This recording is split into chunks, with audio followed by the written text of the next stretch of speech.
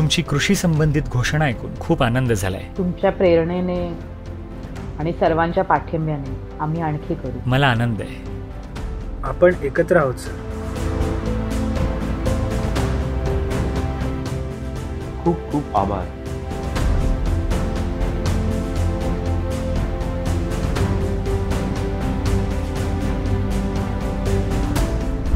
आपल्याला एवढंच करायचंय. आणखी जमीन सावलीखाली आली पाहिजे. कॉप मध्ये स्वागत आहे तुमचं.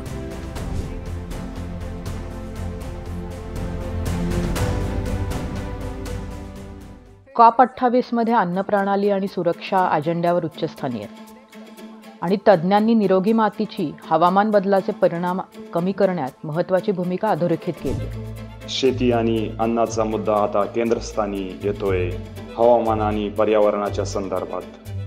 कॉप 26 ग्लासगोमध्ये जेव्हा घडलं, माती या शब्दाचा सुद्धा कुठे उल्लेख नव्हता.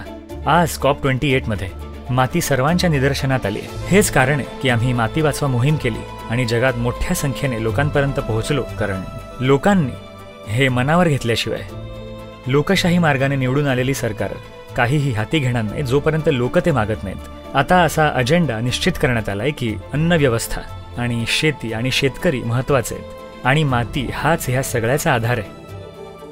अन्न उत्पादनाचे 2 मूलभूत घटक आणि सर्व काही खरोखर फक्त यावरच अवलंबून आहे, माती आणि बियाणं. मला हे पाहायचंय असं एक जग आहे ज्यात सर्वजण एकत्र असतील आणि हजारो वर्षांपर्यंत जमीन, मनुष्य, हे कार्य आणि पोषण या सगळ्या गोष्टी जपल्या जातील. आपण पुनरुत्पादक शेतीमध्ये गुंतवणूक कशी वाढवता येईल ते पाहिलं पाहिजे, ज्यामुळे नैसर्गिकरित्या वातावरणातलं कार्बन शोषून घेतलं जाईल. पृथ्वी का भला करूंगा तो मेरा भी भला होगा. अपनी भावी पीढ़ियों के लिए एक ग्रीनर, क्लीनर और बेटर फ्यूचर का निर्माण करें. कॉप 28 UAE घोषित केलेल्या शाश्वत शेती, अन्न व्यवस्था आणि हवामान कृतीवरील घोषणेला आतापर्यंत 134 देशांचं समर्थन प्राप्त झालं.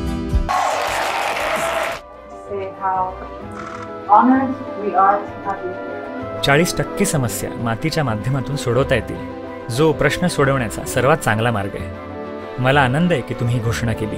तुम्हाला थांबायला हवं आमच्या बरोबर हे साजरा करण्यासाठी. उत्सव सुरू झालाय, मातीकडे लक्ष गेलंय. हाच आमच्यासाठी मोठा उत्सव आहे. लोकशाहीचं हेच मूळ तत्व आहे. जर 60% मतदारांनी स्पष्टपणे सांगितलं की आम्हाला मातीची चिंता आहे, आमच्या मुलांचं काय, तुम्ही त्यांच्यासाठी काय करताय, जर तुम्ही हे केलं नाही तर आम्ही तुम्हाला निवडून देणार नाही, तर हा निवडणुकीचा मुद्दा होईल. एकदा का हा निवडणुकीचा मुद्दा बनला की कृती होणारच. तुमच्या नेतृत्वासाठी धन्यवाद आणि तुम्ही अनेकांना दिलेल्या दृष्टिकोनासाठी धन्यवाद. माझी यापुढची भागीदारी असणार आहे सद्गुरूंसोबत, कारण त्यांच्याकडे ती जादू आहे. जर आपण नुसतीच सृष्टीकर्त्याची पूजा केली आणि सृष्टीचा मान ठेवला नाही तर त्याला काही अर्थ नाही. तर आता अशी वेळ आली आहे जेव्हा प्रार्थनेपासून कृतीकडे आपण जायला हवं. ही मुलाखत आहे सद्गुरूंसोबत, माती वाचवा मोहिमेचे संस्थापक.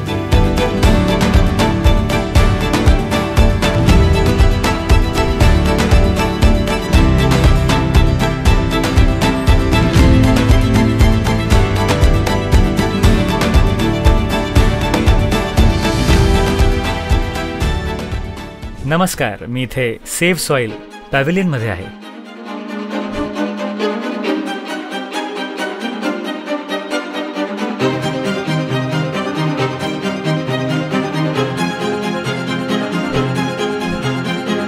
आपण सर्वांनी माती वाचवा मोहिमेतून एक कण जरी उचलला तर मला वाटतं हे जग आणखी चांगलं बनेल. हवामान परिषदेत मातीबद्दल इतकं बोललं गेलेलं मी यापूर्वी कधीच पाहिलं नव्हतं.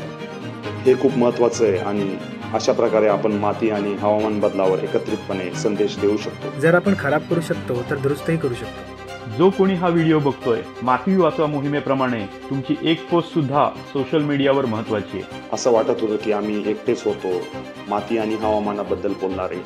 मला हे ऐकून आनंद होतोय की याबद्दल सामान्यपणे बोललं जात आहे. शेतजमिनीमध्ये 30 ते 40% कार्बनचं पृथक्करण करण्याची क्षमता आहे, ज्याचं पृथक्करण होण्याची गरज आहे.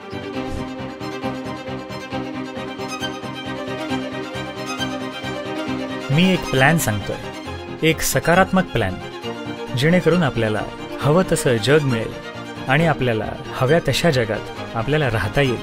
आपल्याजवळ जर उद्यासाठी प्लॅन नसेल तर आपल्याला हवं तसं जग मिळणार नाही. म्हणून तरुणांनी, उद्याचं जीवन तुमचं आहे. आमचं जीवन काल होतं आणि थोडंफार उद्या आहे. म्हणून आपण सर्वांनी उभं राहायची गरज आहे, अन्यथा हे होणार नाही. चला हे घडवून आणूया.